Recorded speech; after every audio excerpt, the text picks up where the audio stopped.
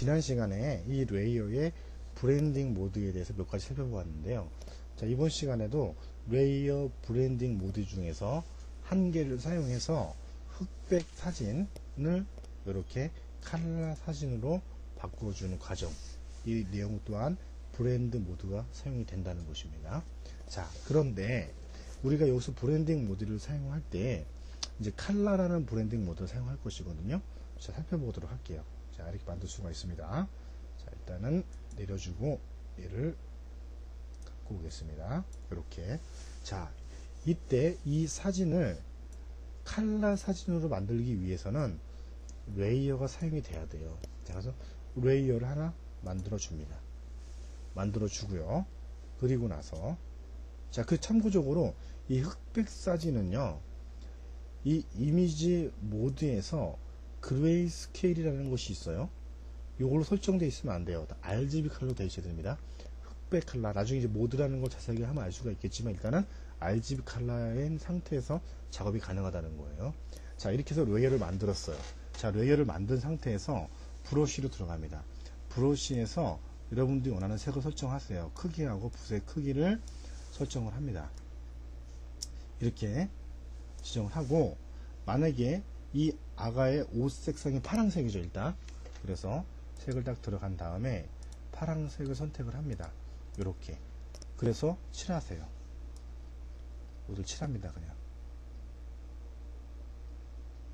이렇게 칠하세요. 천천히.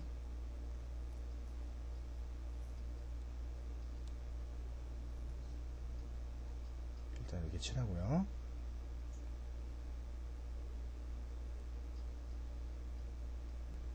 칠해요. 자, 그 다음에 레이어를 또 하나 만들었습니다. 입술을 칠하도록 할게요. 자, 입술은 이렇게 조금 빨간색이겠죠. 자, 입술을 칠합니다. 너무 붓이 크니까 붓의 크기를 줄여서 입술을 칠하세요. 이렇게 칠했어요. 입술만 칠하면 되는 것을 덮어 씌웠어요. 이제 확대해서 좀 정리해 주면 되겠죠. 자, 그 다음에 이 뒤에 벽돌이 있죠. 벽돌도 색을 칠할게요. 일단 녹색 계열로 칠해볼까요? 색을 설정해가지고 자, 그립니다. 이렇게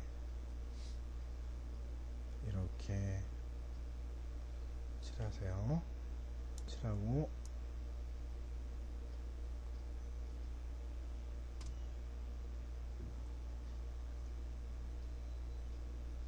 자, 정확하게 칠할 수 있겠죠. 자, 이때 어떻게 하냐. 자, 이 옷이 되겠죠.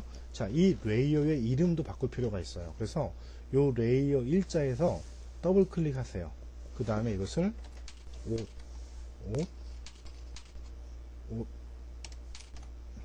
네, 뭐 C라고 입력을 했습니다.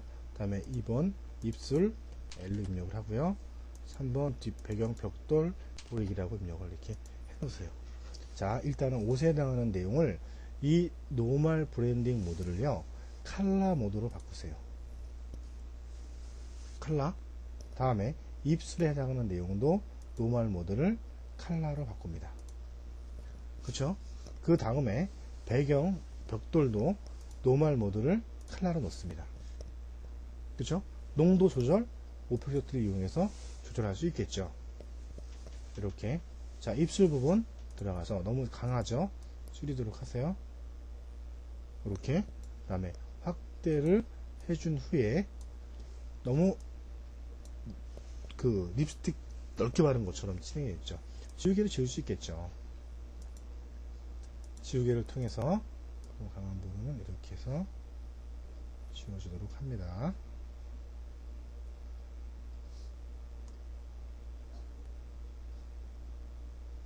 이렇게 되겠죠?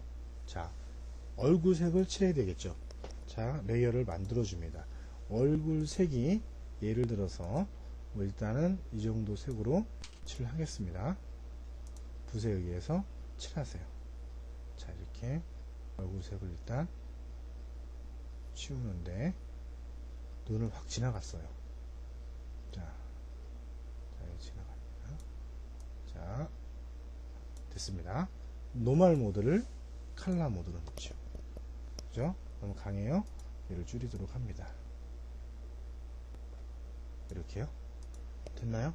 자, 모자색도 들어가요. 레이어를 만들어 줍니다. 모자색이 이렇게 좀 붉은색 모자를 씌우겠다. 칠합니다. 모자를 칠하세요. 이렇게.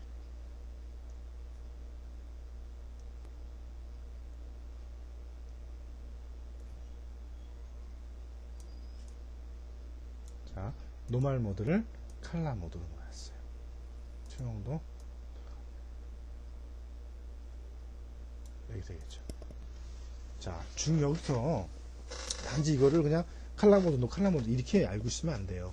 자, 내가 왜 이렇게 아까 여기서 눈을 이 부분을 그냥 이렇게 칠하다가 확 지나가서 채워버렸어요. 그죠?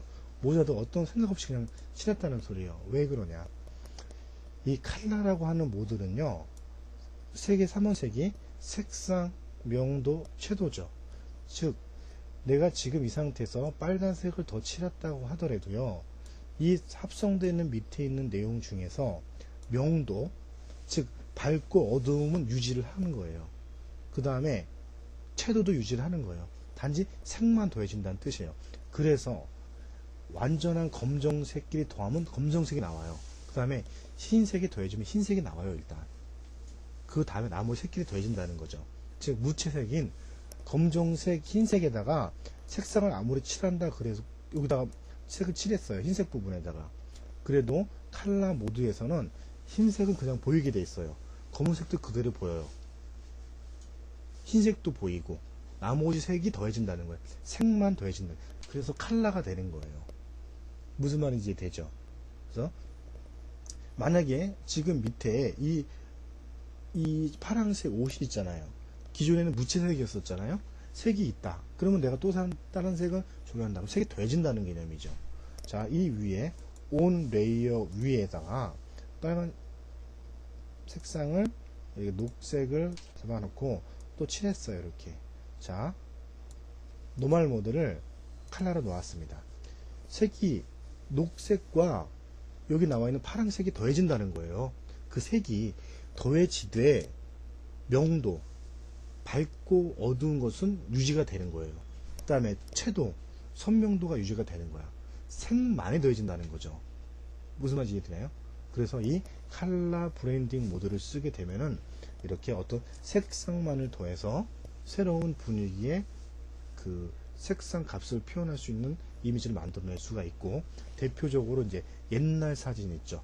옛날 어르신의 사진들을 복원한다든가 칼라로 복원하는 작업, 물론 세밀한 작업이 필요하겠죠. 이런 경계, 입술이라든가 어떤 그 목선이라든가 옷과의 경계라든가 주름이 있다든가 이런 데는 디테일하게 들어가서 색칠을 해줘야 되지만, 이 칼라 모드를 사용하게 되면은 이렇게 자연스러운 칼라 사진을, 흑백 사진, 무채색 사진, 정확한 것은 흑백 사진이라기보다는 무채색의 사진이에요.